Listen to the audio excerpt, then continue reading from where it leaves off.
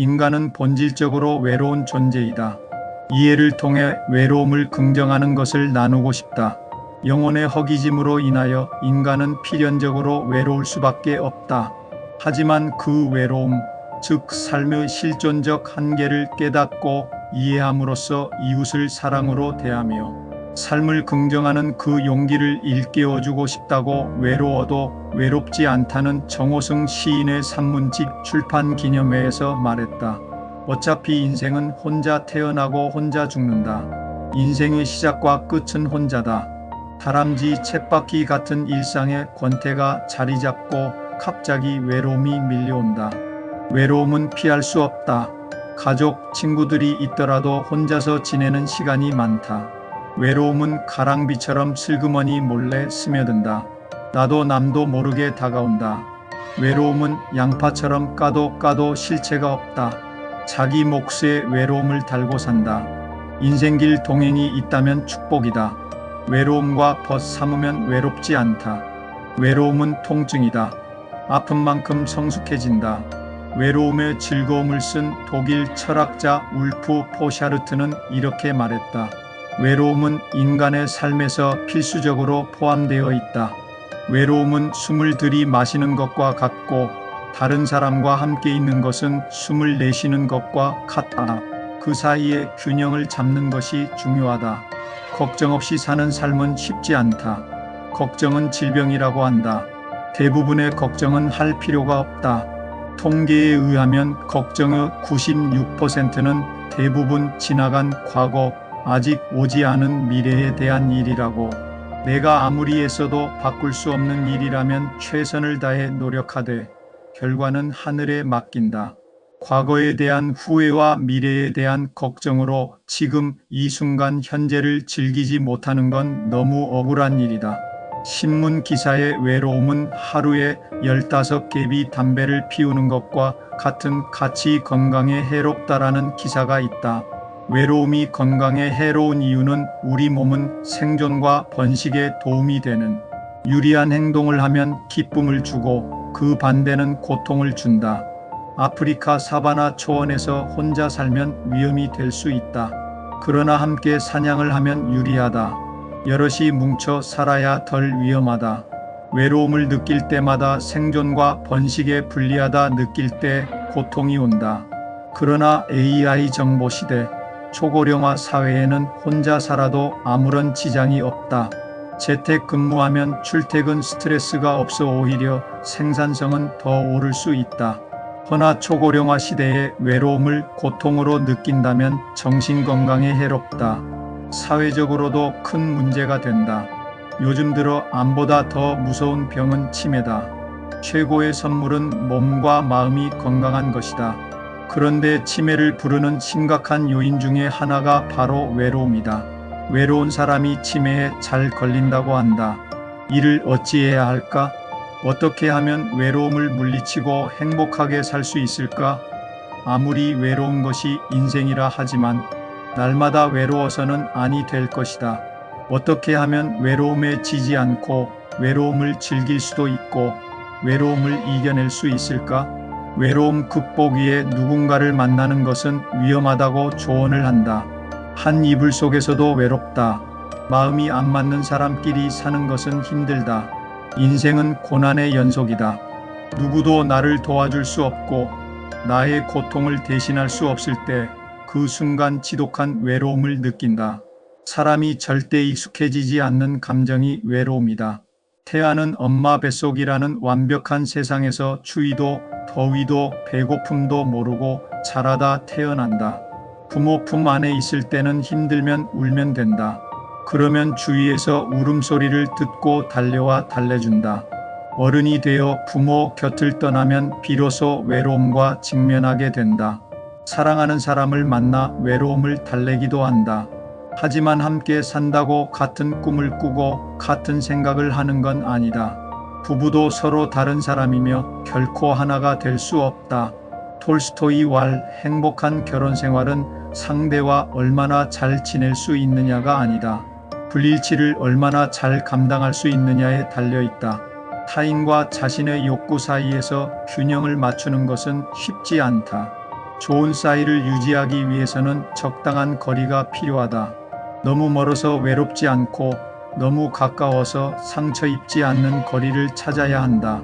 어떤 이유로 관계에 문제가 생기면 우리는 관계를 좋게 만들려고 애를 쓴다. 하지만 그 노력 때문에 관계가 어긋나고 더 멀어지기도 한다. 내 마음을 몰라주는 것에 대한 서운함이 외로움을 불러오고 또 상처로 남는다.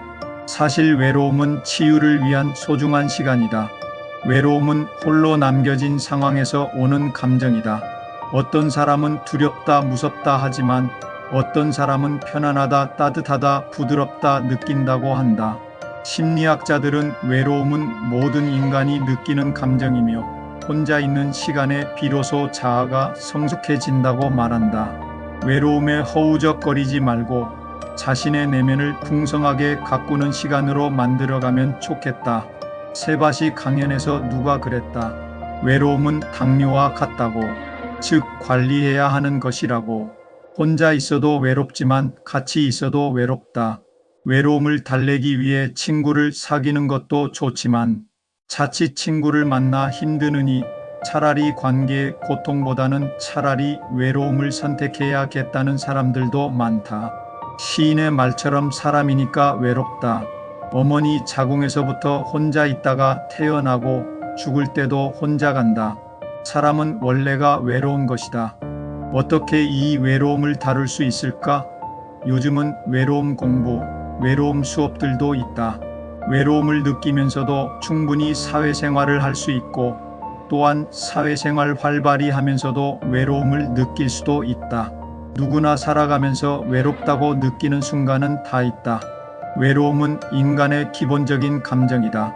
그러나 외로움에 몸부림칠 정도로 진절이 나게 외로움이 내 인생을 파고든다면 이럴 때는 반드시 외로움을 다루는 방법을 알아야 하지 않을까? 외로움은 당뇨 질환과 비슷하기에 꾸준히 관리해 주어야 한다. 외로움은 내가 선택한 것도 아닌데 원치 않는 나에게 지속적으로 외로움이 찾아온다. 그럴 때는 이렇게 해보는 것도 좋지 않을까? 여러 지혜자 분들의 조언을 정리해본다. 외로움 수업의 저자 김민식 교수는 20여 년 다니던 방송국을 그만두고 30년 전 칼럼도 중단하고 10년간 해왔던 블로그 글쓰기도 중단하고 유튜브 활동도 안하고 철저하게 외로워지기로 했다고 한다. 바깥 사람들 안 만나고 집에서 혼자서 지냈다. 외로웠다. 나이 들수록 외로울 수밖에 없는데 무서운 치매를 예방하는 데에 춤을 추는 것이 탁월한 효과가 있다고 해서 춤을 배웠다고 한다. 춤을 추려면 사람들과 어울려야 한다. 혼자서 춤추기는 어렵고 여러 사람과 함께 춤을 추어야 된다. 또 몸을 격렬하게 움직이면서 혈류 개선이 된다. 치매 예방에는 춤이 최고다. 줌바 댄스를 추는 사람은 55세의 청년 자기 혼자뿐이었다고 한다. 외로웠다. 그러나 외로움을 다시 정의했다고 한다. 외로운 것이 아니라 용기 있는 사람이라고. 건강을 위해서 새로운 시도를 하는 것은 용기 있는 일이고 멋진 일이라고 자기 자신을 위로했다. 자기 자신에 대한 관점을 바꿔보았다. 외로울 땐 무엇을 해야 하나? 어떻게 해야 할까? 첫째, 일단 밖으로 나가 보시라. 몸을 움직여야 한다. 방구석에 혼자 처박혀 있지 말고 방구석에만 있으면 건강에 해롭다.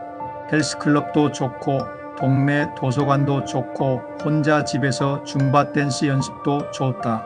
외로울 땐 춤을 추세요. 즐거우니까 춤을 추는 것이 아니라 춤을 추니까 즐거워진다. 외로울 때 치매를 막기 위해서도 뭔가 새로운 것을 배우는 것이다. 평생 해왔던 일만 반복하면 뇌가 게을러진다. 팔다리 안 쓰고 그냥 놔두면 우리 몸의 근육은 쓰지 않으면 약해진다. 아픈 사람의 경우에도 누우면 죽고 걸으면 산다. 산책이라도 해보자. 둘째, 새로운 취미를 배우면 새로운 신경세포가 생긴다. 신경세포들이 서로 연결된다. 새로운 뭔가를 하고 배운다면 나이가 들어서도 뇌세포가 성장할 수 있다. 새로운 것을 배우면서 잘하지는 못해도 열심히 한다는 것은 정말 아름다운 일이다. 내 방식으로 즐기는 취미와 관심사를 갖는 게 좋다. 진짜 나의 시간을 즐기면 진정한 행복이 손에 닿는 것 같다. 나 혼자 잘 노는 것이다. 취미는 내가 자발적으로 참여하는 몰입 행위이다. 집안에서 하는 취미와 집 밖에서 하는 취미를 가져보자. 그러면 죽을 때까지 즐겁다. 셋째, 외로운 나보다 더 약한 사람. 나보다 약한 생명들을 돕는 일을 해보자. 외로움에 대한 상담에서 폐암을 포함 3개의 암을 앓으면서도 암 환자를 돕고 있으며 날마다 기막힌 새벽, 즉 날깃의 유튜브를 운영하시는 김동호 목사님이 말씀하셨다. 문효동 남인 김 목사님은 어머니에게 아들이자 남편, 친구, 애인이었다. 결혼 후 어머니와 며느리는 연적이 되다시피 했다. 어머니는 아들 없이는 못 사시는 분이었다. 아들은 어머니께 말했다. 어머니 혼자 사세요. 어머니는 오해하시고 펄펄 뛰고 난리치셨다. 분가에서 혼자 사시라는 뜻은 아니었다. 아들의 뜻은 하나님을 믿는 믿음으로 혼자 사실 수 있어야 아들인 저와 사실 수 있습니다. 아들 없이는 못 사는 사람이 되면 저와 같이 살 수 없습니다. 저도 힘들고 어머니도 힘들고 저는 어머니와 같이 있을 수 없습니다. 그런 얘기를 한 적이 있었다. 목사님은 아내를 사랑하지만 아내 없이 홀로 살 수 있는 실력이 있어야 아내와 잘 살 수 있다는 것을 알았다. 작년 말에는 치앙마이에서 혼자 있다 왔다. 전에도 그런 연습을 했다. 하나님께 제가 아내보다 먼저 죽게 해주세요 라고 기도는 하지만 안 들어주실 수도 있다. 만에 하나 아내보다 오래 살게 된다면 그때도 나는 살 수 있어야겠다고 생각을 하고 아내 없이 사는 훈련을 하려고 태국 가서 혼자 밥해 먹고 혼자 잠자는 훈련 연습을 했다. 그 훈련이 되어야 아내와 살아도 행복할 수 있고 또 외롭지 않을 수 있겠다는 생각을 했다. 그래서 혼자서 외롭지 않는 훈련을 해야 한다. 예컨대 내가 돌봐줄 약한 생명들을 찾으면 어떨까? 라는 생각을 했다. 애완동물, 개나 고양이를 기르는 것도 방법이다. 사랑을 받으려고 해서 문제를 해결하려고 하면 어렵다. 내가 사랑할 수 있는 대상이 생기면 외로움이 없어진다. 식물도 좋고 동물도 좋고 내가 챙겨줘야 될 연약한 것들, 연약한 분들을 돌보고 살펴주고 사랑을 해봐라. 바퍼 공동체에서 무료급식, 배식, 봉사 등 일들을 찾아보면 도움이 될 것이다. 외로움이 몰려오면 쓰레기를 주워라. 선행을 일기에 적어라. 하루 한 가지 이상 선행을 하라고 어느 분은 말했다. 쓰레기를 줍거나 수레를 밀어주거나 내가 남을 도왔을 때 면역력이 높아지고 심리적 포만감을 느낄 수 있다. 넷째, 자기 자신만의 한 문장을 수시로 암송해 본다. 마음에서 올라오는 부정적인 상태에 빠지지 않고 건강한 상태에 머물기 위해서 한 개의 단어나 문구를 계속적으로 암송해 본다. 마음을 안정시키는 나만의 마법이라고 할 수 있다. 외로움은 감정이 아니라 상태이다. 오늘의 한 말씀을 암송해 본다. 그리고 외로움에서 벗어날 수 있는 가장 효과적인 방법은 웃는 것이다. 웃을 일이 있어서 웃는 것이 아니라 억지로라도 웃다 보면 웃을 일이 생긴다. 이것이 웃음요법이다. 마찬가지로 울음요법도 그냥 우는 것이다. 울다 보면 카타르시스가 된다. 시골에서 혼자 살면서 외로움을 느끼지 않는 비결은 일과 자연이다. 라면 먹다가 감나무 보고 깨달은 것이 있다. 감나무는 혼자 서 있다. 외롭다. 외롭다고 여기저기 쫓아다니지 않는다. 아니 움직일 수 없다. 감나무는 외롭지 않다. 온전히 자신에 몰입해 있다. 겨우내 뿌리를 통해 영양분을 저장해 놓았다. 봄이 되면 싹을 틔우고 여름이 되면 무성하게 잎을 키우고 가을이 되면 빨간 감을 연걸어간다. 감나무는 다른 나무를 보지 않는다. 자신이 해야 할 일을 묵묵히 할 뿐이다. 자신이 해야 할 일이 있기에 외롭지 않다. 사람을 위해 광합성으로 산소를 공급하고 미려한 수경관을 제공하고 늦가을 사람이 채 먹지 않은 감은 까치에게 선물한다. 감꽃을 피워 벌을 초대하기도 한다. 이웃과 소통한다. 벌에게 베푼다. 아낌없이 주는 감나무여서 외롭지 않다. 아이슬란드는 춥지만 차갑지 않고 쓸쓸하지만 외롭지 않다. 멕시코 난류와 만나기 때문이다. 외로우면 첫째 춤을 춰라. 춤은 인생의 완성이다. 둘째 새로운 것, 취미 활동을 배워라.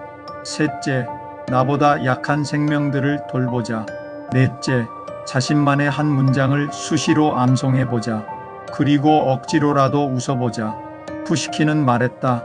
생활이 그대를 속일지라도 슬퍼하거나 노여워하지 마라.